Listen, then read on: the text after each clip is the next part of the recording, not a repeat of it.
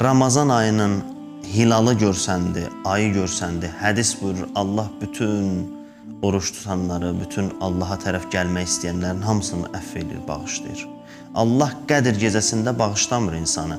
Ramazan ayı daxil olduğu İmam hədisində buyurur, Allah artıq ona tərəf gəlmək istəyənlərin hamısını bağışlayır, əfv edir.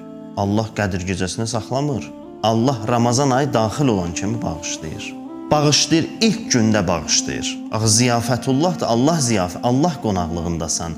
Allah qonaqlığına gələnlərin hamısını ilk paklamaqdır işi, ilk təmizləyir. Ramazan ayının ilk günü bağışlanırsan, ondan sonrası ancaq məqamının yuxarı qalxmağıdır. Nə qədər qalxa bilərsən qalxdı. Günah qoymayacaqdı qalxasan. Allah deyir, ilk günündə mən səni bağışladım ki, bundan sonra nə qədər qalxa bilərsənsə qalx.